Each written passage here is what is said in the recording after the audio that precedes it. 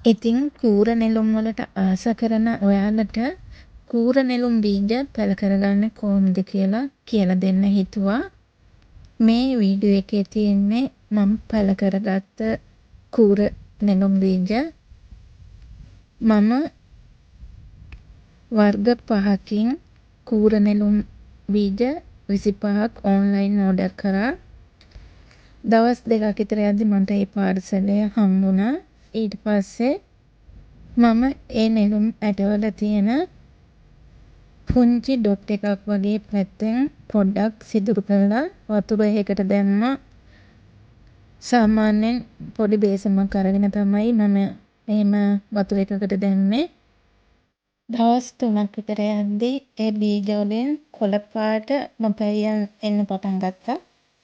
මම මේ භාජනයේ වතුර දවස් දෙකෙන් දෙකට අයින් කරා. කරලා අලුත් වතුර දැම්මා. මොකද එකම දිගට වතුර තියෙද්දී වතුර ඒ වගේම බීජ පල් වෙන්න ගන්නවා. එහෙම නැත්නම් දියසෙල් වගේ දැල් වෙන්න ගන්නවා. ඒකින්ද දවස් දෙකෙන් දෙකට වතුර අයින් කරලා අලුත් වතුර දැම්මා. දින 10ක් විතර යද්දී මම ඒ පැළ හිටෙව්වා. හැබැයි මම ඕඩර් කරපු නෙළුම් බීජ වලින් ඇට 25න් ඇට 20ක් විතර වගේ තමයි පැළ වෙලා තිබුණේ. ඉතින් ඔක්කොම පළවෙමේ පැළ කරපු හින්දා මොන පාටද කියලා හොයන්න බෑ මල් පිපෙනකන්. මම ඕඩර් කරපු පැළ 25 තිබුණා සුදු, ඒ වගේම රතු, ලා රෝස, අද රෝස, කහ පාට. ඒ පාට වලින් තමයි මම ඕඩර් කළේ. මම මේ නෙළුම් පැළ හිටවන්න ටිකක් ලොකු සිමෙන්ති වලින් හදපු පොකුණු දෙකක් ගත්තා. ඉතින් මුලින්ම මම ඒකට සුදුසු පස් මිශ්‍රණය හදාගත්තා.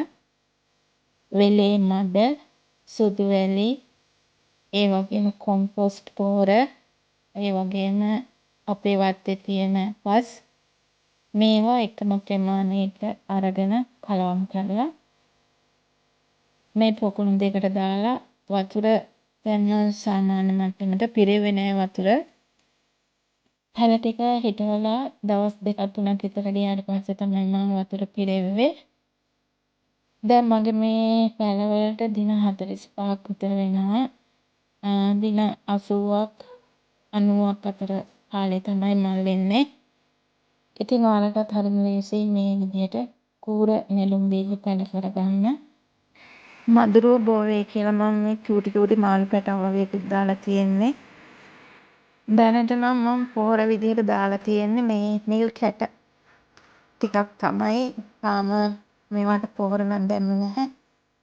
ඔයාලට ඉතින් මේ විදිහට ලේසියෙන් පහසුවෙන් ඔයාලගේ ගෙවත්තේ ඉඩ තියෙන විදිහට මිදුල ලස්සන කරගන්න මේ කූර නෙළුම් පැළ ටිකක් හිටවන ලස්සන වෙන්නේ නේද? මේ වගේ මල් පිපුණාම තවත් වීඩියෝ එකක් අරගෙන එන්නම්. එහෙනම් හැමෝටම සුබ දවසක්.